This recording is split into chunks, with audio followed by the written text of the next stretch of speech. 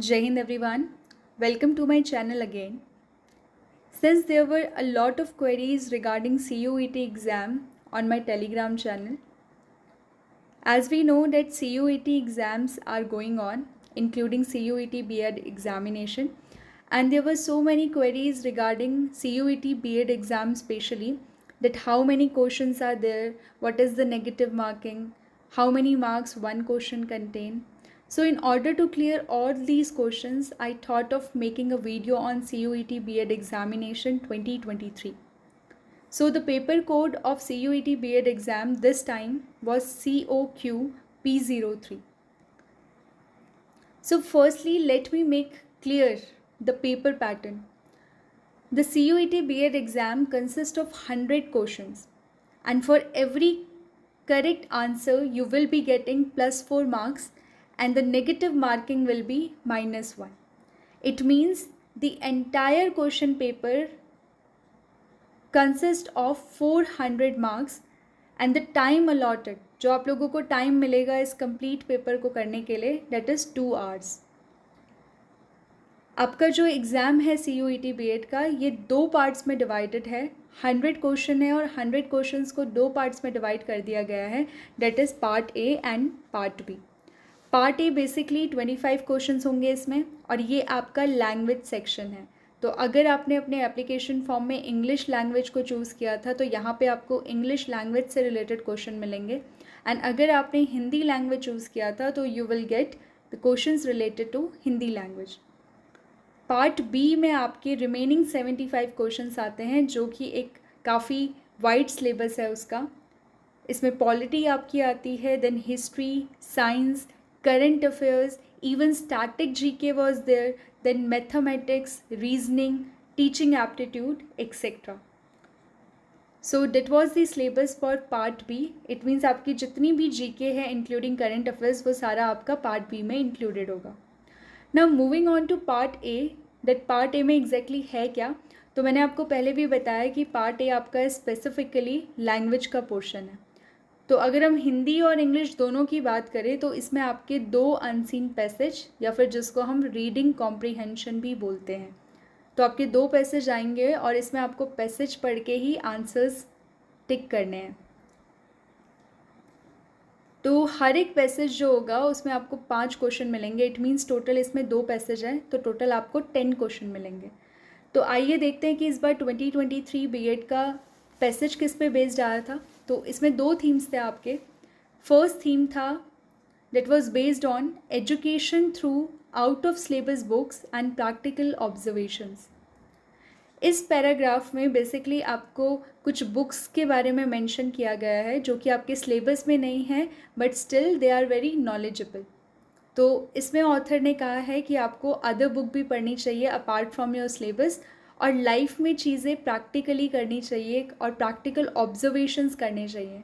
इसी में उन्होंने एक एग्जाम्पल दिया था ज़ू का, कि कैसे एक बच्चा और एक टीचर ज़ू में बैठ के एक एनिमल की एक्टिविटी को ऑब्ज़र्व कर रहे हैं, जो कि वो बुक्स के थ्रू नहीं कर सकते. तो यहाँ पे उन्होंने इम्पॉर्टेंस बताई है आपको प्रैक्टिकल ऑब्जर्वेशन की. जो नेक्स्ट थीम था और नेक्स्ट पैसेज था वो बेस्ड था on open discussion in class as part of school curriculum.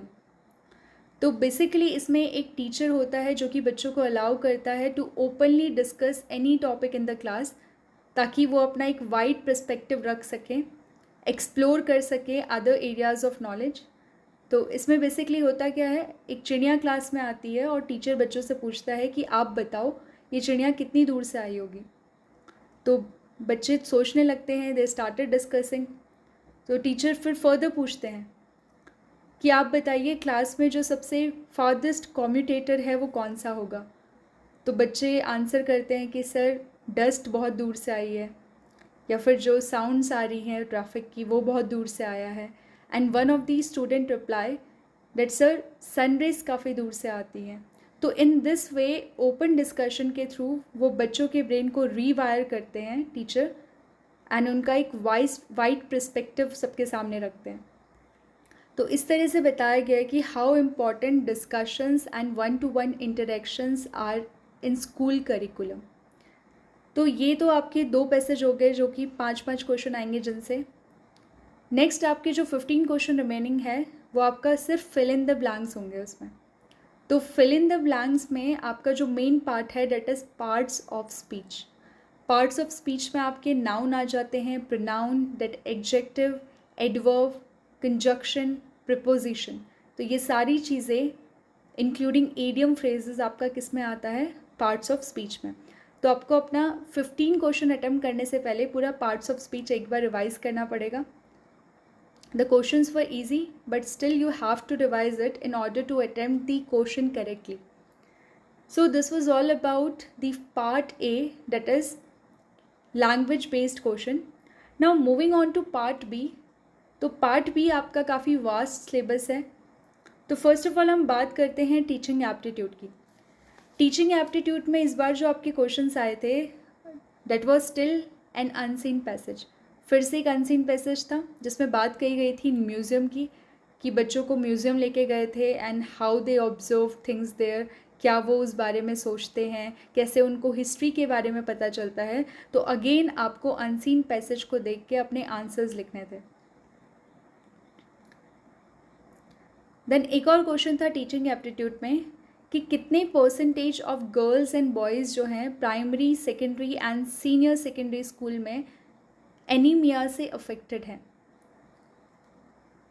तो that was basically a GK type question जो आपके टीचिंग एप्टीट्यूड के अंदर आया था। Then moving on to science portion. Science में आपके बायोलॉजी के क्वेश्चंस बहुत ज़्यादा आए थे। The first question was number of chromosomes in human, house fly etcetera. इसका मतलब आपको एक मैच द फॉलोइंग दे रखा है। मैच द फॉलोइंग में एक साइड आपको दे रखे थे ह्यूमन, हाउस फ्लाई और बाकी क्रिएचर्स, और एक साइड आपको दे रखे थे नंबर ऑफ क्रोमोसोम्स। तो आपको इनको करेक्टली मैच करके option A, B, C, D में से बताना है that which one is the correct answer. The second question of biology was based on mitosis and meiosis. आपको पता है कि mitosis and meiosis क्या होते हैं? They are cell division process. कौन से सेल्स में होता है? They are basically in eukaryotic cells. तो इसमें भी आपको एक क्रोनोलॉजिकल ऑर्डर दे रखा था कि माइटोसिस एंड मियोसिस का जो प्रोसेस होता है उसमें पहले क्या होता है, बाद में क्या होता है, ऐसे से करके आपको चार्ट दिए थे and you have to arrange it chronologically. Then the third question was based on parts of flowers. तो आपको 4 parts of flowers दे रखे हैं, उनमें से एक पूछा है कि which one of the following is not the part of flowers.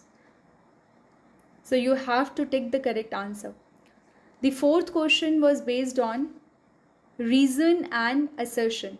तो बेसिकली आपको पहले एक असर्शन दे रखा है, एक स्टेटमेंट जिसको हम बोलते हैं, और उसके बाद आपको रीज़न दे रखा है कि उस स्टेटमेंट का जो लॉजिकल रीज़न हो सकता है वो क्या हो सकता है। तो रीज़न और असर्शन किस पे बेस्ड था आपका? Inhalation and exhalation. Then fifth question was what kind of disease anaemia is. आपको 4 ऑप्शन दिए होंगे कि वो कैसे डिजीज़ होती है। एक्वायर्ड डिजीज़ होती है, जेनेटिकल डिजीज़ होती है, कोजेनिटल डिजीज़ होती है, और आपको इसमें से करेक्ट आंसर चूज़ करना है। So basically anaemia is a congenital disease. Now the sixth question was that purity of milk is measured by. तो इसमें आपसे पूछा गया था कि जो मिल्क की प्योरिटी होती है वो किस इंस्ट्रूमेंट से मेजर होती है। तो ये आप सभी मुझे कमेंट बॉक्स में बताओगे कि कौन सा इंस्ट्रूमेंट है वो। Now the next portion was polity. Polity में बेसिकली आपके आर्टिकल्स पे फोकस किया गया था बहुत ज़्यादा। असर्शन रीजन में आपका एक आर्टिकल था that was article 352। We know कि article 352 is related to national emergency. तो यहाँ पे आपका एक असर्शन डेट इज स्टेटमेंट दिया गया था कि आर्टिकल 352 होता क्या है। देन द रीज़न वाज कि आर्टिकल 352 में सारी पावर प्रेसिडेंट के पास चली जाती है। तो आपको इन दोनों में से लिखना है कि विच one is the correct, both assertion and reason, only assertion and reason. The next question was article 25A। तो आर्टिकल 25A पे बेस्ड आपका एक पैराग्राफ आया था और उस पैराग्राफ से कुछ क्वेश्चंस पूछे गए थे। Then third question was article 343। Article 343 में आपसे पूछा गया था कि हिंदी लैंग्वेज जिसका मेंशन आर्टिकल 343 में हो रखा है वो इंडिया की कैसी लैंग्वेज है। तो basically Hindi is the official language of India. Then another question was planning commission was renamed as. जब प्लानिंग कमीशन का नाम चेंज हुआ था उसका नाम चेंज करके क्या रखा गया था, तो that was NITI Aayog. Now moving on to history. तो हिस्ट्री में भी आपके अगेन एजर्शन रीज़न के क्वेश्चंस थे। इसमें फोकस किया गया था आपके अवार्ड्स पे, देन आपके जो फ्रीडम फाइटर्स थे उनकी पार्टीज़ पे, और जो आपके हिस्टोरिकल इवेंट्स हो रखे थे उन पे। तो पहला क्वेश्चन था based on assertion and reason. इसमें आपको एजर्शन में दिया गया था कि नोबेल प्राइज़ जो है वो कब स्टार्ट हुआ था, और नेक्स्ट दिया गया था कि इंडिया में नोबेल प्राइज़, जो रीज़न था इसका डेट वाज इंडिया में फर्स्ट नोबेल प्राइज़ किसे दिया गया है, और उसमें मेंशन था रविंद्रनाथ टैगोर। तो आपको बताना है कि क्या बोथ एजर्शन एंड रीज़न सही हैं।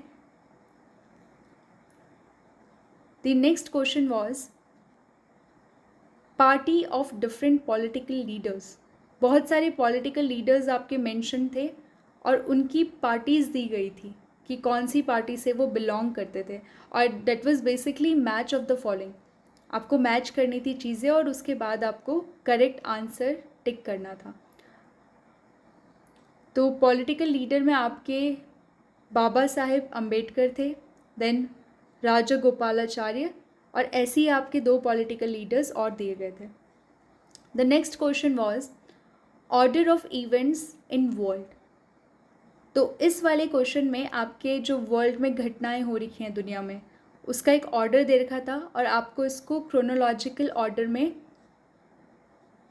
टिक करना था आंसर।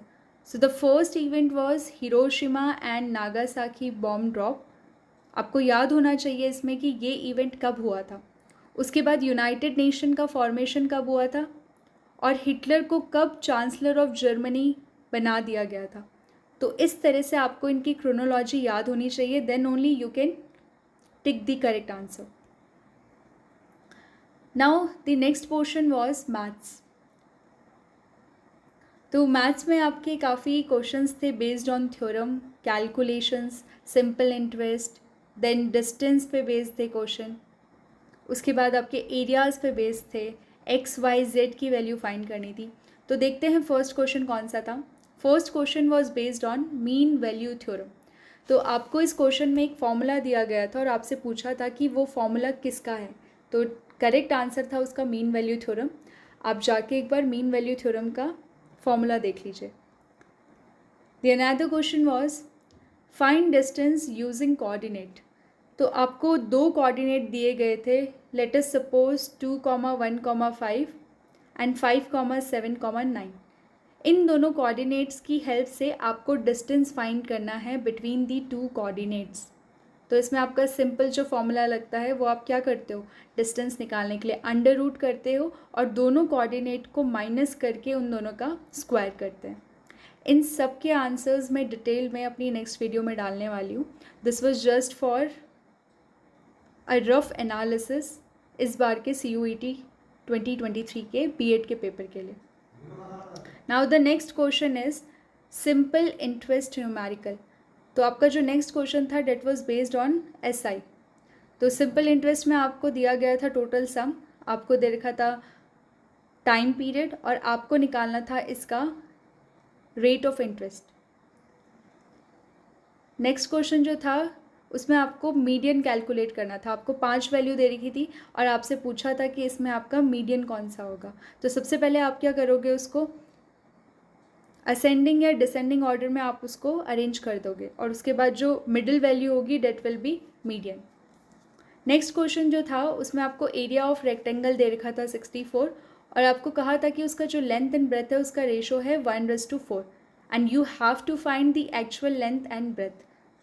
तो इसमें सिंपल है, आप क्या करोगे, इसकी लेंथ को ले लोगे x और इसके ब्रेथ लेंथ को ले लोगे 4x एंड इसकी ब्रेथ को ले लोगे x, और इन दोनों में एरिया ऑफ रेक्टेंगल का फॉर्मूला लगा के इज इक्वल्स टू 64।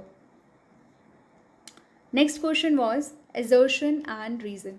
तो एजर्शन में आपको दे रखा था कि एक ऑड नंबर है 3, उसका स्क्वायर 9 होता है। तो मतलब अगर एक ऑड नंबर है उसका स्क्वायर भी क्या होगा, ऑड होगा। रीज़न में आपको क्या दे रखा था, अगेन सेम चीज़ कि एक ऑड नंबर का स्क्वायर हमेशा ऑड नहीं होता है। तो you have to tick the correct answer. Next question था वेन डायग्राम पे based.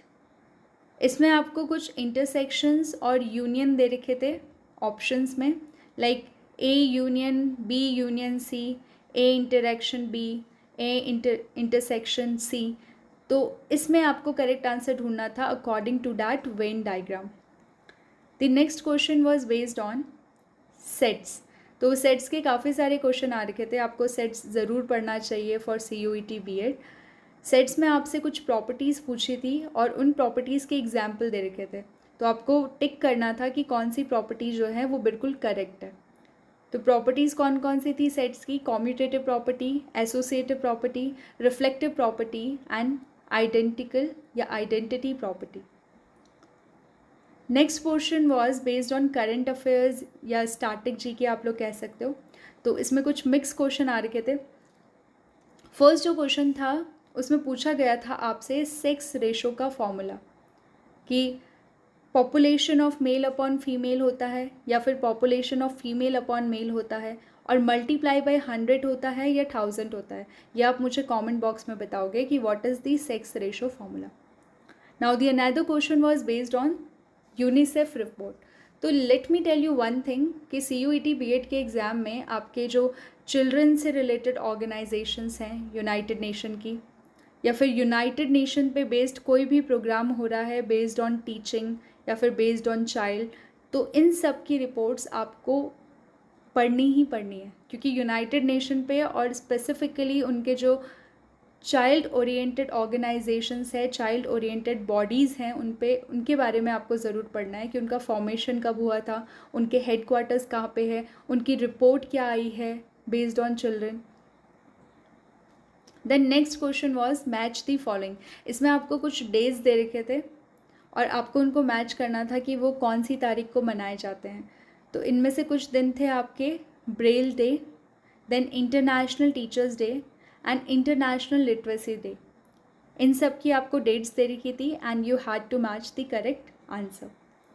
Next question was based on the book of Ruskin Bond, that is the Blue Umbrella. तो आपसे इसमें पूछा गया था कि रिसेंटली अभी एक मूवी बनी है, वो किसी बुक पे बेस है, द ब्लू अम्ब्रेला। तो ये जो बुक है वो किसकी है, तो आपको बताना था। सो बेसिकली जो ब्लू अम्ब्रेला है ये आप इसके ऑथर है Ruskin Bond. The other question was again based on author. तो इसमें भी आपसे पूछा गया था कि द वाई गर्ल की ऑथर कौन है, तो she was Mahasweta Devi. The another question was based on prize. तो जो अवार्ड्स होते हैं आपके, प्राइज़ होते हैं स्पेशली रिलेटेड टू लिटरेचर या फिर आर्ट के फील्ड से, this is also important for CUET BEd। One of the question was based on कुनाक प्राइज़ या कुनाक अवार्ड, कि ये किससे रिलेटेड है। तो it is basically related to art, culture and literature. Again जो नेक्स्ट क्वेश्चन था आपका वो भी आपके अवार्ड या फिर प्राइजेस पे बेस्ड था। इसमें आपसे पूछा गया था कि गांधी पीस प्राइज़ जो जिन लोगों को मिला है उनका क्रोनोलॉजिकल ऑर्डर क्या है, मतलब कौन से ईयर में मिला है, इसको क्रोनोलॉजिकली अरेंज करो। तो इसमें जो आपके ऑप्शंस थे they were Ramakrishna Mission, Baba Amte, then John Hume and Nelson Mandela. तो आपको इन चारों को जब जब अवार्ड मिला था गांधी पीस प्राइज़, आपको इनका क्रोनोलॉजिकली इनको अरेंज करना था। Then next question was based on music. Music से भी आपके क्वेश्चन आए हैं। इसमें पिच से रिलेटेड एक क्वेश्चन था कि स्टडी ऑफ पिच को क्या बोलते हैं म्यूज़िक में। देन आपका जो नेक्स्ट क्वेश्चन था ये था यूनेस्को वर्ल्ड हेरिटेज साइट से। इसमें आपसे सिंपल पूछा था कि how many total UNESCO world heritage sites are there. So presently they are 1157। The next question was based on writer, again literature से रिलेटेड। अभी आपका ऑथर पूछा था, अगेन आपका राइटर पूछ लिया। तो राइटर था आपकी फेमस जो प्रेयर है, डेट इज़ इतनी शक्ति हमें देना दाता। तो इसमें पूछा गया था कि इस वाली प्रेयर का ऑथर कौन है, राइटर कौन है। The next question was headquarters. Headquarters पे स्पेशली यूनाइटेड नेशन पे काफ़ी फोकस हो रखा है CUET BED में। इसमें आपको 4 ऑर्गेनाइजेशंस थी, इनके हेडक्वार्टर दे रखे थे और आपको मैच करना था कि कौन सा सही है। तो आसियान का headquarter, then SAARC, then OPEC and UNCTAD, इन सब के हेडक्वार्टर्स आपको बताने थे। नेक्स्ट क्वेश्चन जो था वो रेलवे जोन पे बेस्ड था।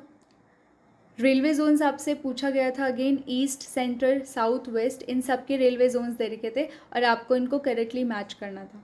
तो इट मीन्स रेलवे जोन्स जो है वो भी इम्पॉर्टेंट टॉपिक है फॉर CUET BED। Now next question was who was the first Indian athlete to won gold medal in Tokyo Olympics.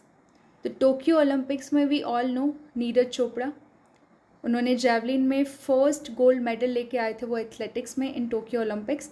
तो ये आपसे क्वेश्चन पूछा गया था। Then again next question was based on Chipko movement, कि चिपको मूवमेंट जो है वो किससे रिलेटेड है। आपको इसमें बताना था वाइल्ड लाइफ से रिलेटेड है, फॉरेस्ट से रिलेटेड है, कंजर्वेशन ऑफ ट्री से रिलेटेड है, किस चीज़ से रिलेटेड है। And last question was school health program. आपका एक स्कूल हेल्थ प्रोग्राम है जिस पे गवर्नमेंट और स्कूल्स जो हैं वो फोकस कर रहे हैं ताकि स्टूडेंट की हेल्थ बनी रहे, अच्छी हेल्थ बनी रहे। तो इस पे बेस्ड क्वेश्चन था कि स्कूल हेल्थ प्रोग्राम में कौन कौन सी चीज़ें इंक्लूडेड है। And the options were parents health, teachers health, distribution of medicine और स्कूल लंच। तो आपको इनमें से एक करेक्ट आंसर टिक करना था। And the last question was BMI, that is body mass index. तो आपको पता है अभी तक जितने भी क्वेश्चन आए हैं ये एक स्टूडेंट के पॉइंट ऑफ व्यू से, एक स्कूल एंड टीचर के पॉइंट ऑफ व्यू से सारे इंपॉर्टेंट है। बॉडी मास इंडेक्स आपको पता है स्कूल में फोकस कर रहे हैं on individual health, mental health, तो इन सब से रिलेटेड आपके क्वेश्चन बने हैं। बॉडी मास इंडेक्स में आपको कुछ ऑप्शंस दे रखे थे, उनमें पूछा गया था date choose the correct answer. तो काफ़ी सारे ऑप्शंस थे जिसमें से 2 करेक्ट ऑप्शन थे। फर्स्ट जो था उसमें बोला गया था कि जो बॉडी मास इंडेक्स अगर ग्रेटर देन 30 होगा तो वो जो कैटेगरी होगी डेट इज़ ओबीज, मतलब ओवरवेट की कैटेगरी में आएंगे। और सेकंड जो ऑप्शन था वो था कि अगर बॉडी मास इंडेक्स आपका 18.5 से नीचे होता है तो आप अंडरवेट की कैटेगरी में आओगे। तो यही 2 करेक्ट आंसर्स थे। बाकी जो अगर आप बॉडी मास इंडेक्स को थॉरोली पढ़ना चाहते हो तो आपको इसका जो भी डाटा है उसको देखना पड़ेगा, उसमें सारी चीज़ें दे रखी हैं कि अंडरवेट किस में आता है, देन फिट की कैटेगरी क्या है, ओवरवेट की कैटेगरी क्या है और ओबीज की कैटेगरी क्या है। So these all were the questions related to CUET BED। ये सारे इंपॉर्टेंट क्वेश्चंस हैं और क्योंकि आपका CUET BED का एग्ज़ाम ऑनलाइन होता है तो कोई एग्जैक्ट क्वेश्चन पेपर नहीं है, but these all are memory based question जो कि एग्जैक्ट हैं एंड वैलिड है। तो आप इनको एक बार गो थ्रू कर लीजिए, you will surely get an idea कि CUET BED के नेक्स्ट एग्ज़ाम में डेट इज़ 2024 के एग्ज़ाम में कैसा पेपर पैटर्न आने वाला है, आपको किन चीज़ों पे फोकस करना है। और एक और वीडियो मैं लेके आऊँगी जिसमें मैं इन सारे क्वेश्चंस को थॉरोली सॉल्व करके इनके सारे आंसर्स आपको दिखाऊँगी। So that's all for today. Thank you. जय हिंद।